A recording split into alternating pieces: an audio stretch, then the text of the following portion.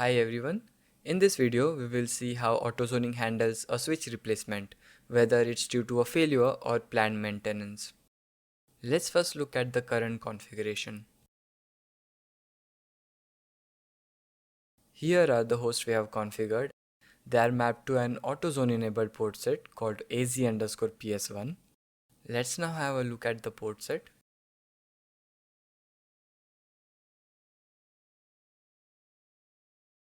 As you can see, AZ_PS1 contains ports 2, 7, 10 and 14. Now let's have a look at the topology.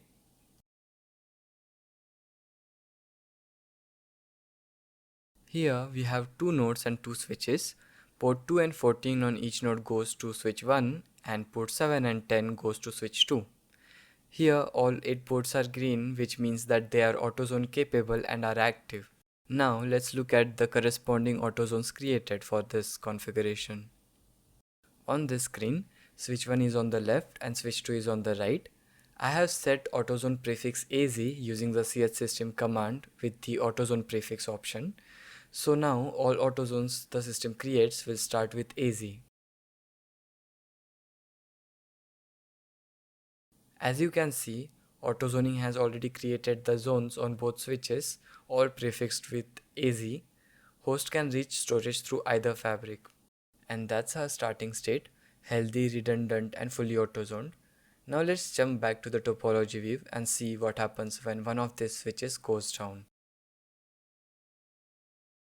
Here, switch 2, the one with WWNN ending in 517, has gone down.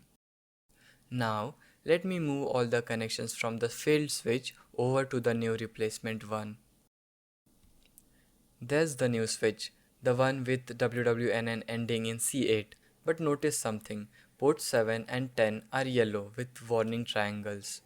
The cables are in, the switch sees the link, but the ports aren't AutoZone capable yet. Now, let's head over to the new switch and see its state over there.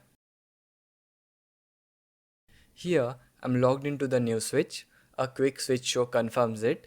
The WWNN ends in C8, so we are on the right switch. Running CFG show next. No configuration defined and no configuration in effect. The switch is sitting there with no zones at all. And the port CFG TDZ with the option show will tell us why. Since this is a brand new unconfigured switch, TDZ isn't enabled on the switch ports where our target ports are connected. Until we enable it, AutoZoning has nothing to push. Let me quickly enable TDZ on the respected switch ports. The TDZ is enabled now. Let's reconfirm it. Okay, we are all set here. Now let's move back to IBM FlashSystem. And here we get an event saying the zone definition for IO port is not in sync with the Fibre Channel fabric. We will fix this in a moment, but first let's have a look at the topology.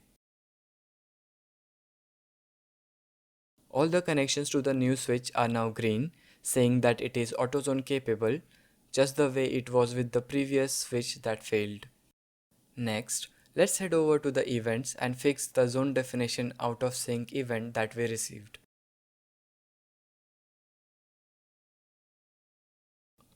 To fix it, I'll click on the event and then click Run Fix,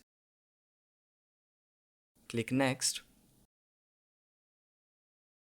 and there we go. The event has been marked as fixed now. Let's fix the other event as well. And just like that, both events are clear from the events page. Now, let's head back to the switch. Let me run CFG show to check the zone configuration.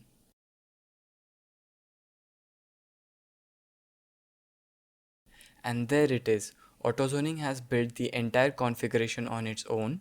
It's even named the configuration itself, TDZ CFG Auto. For comparison, I have pulled up the zones from the failed switch. They are an exact match. So that was all for this video.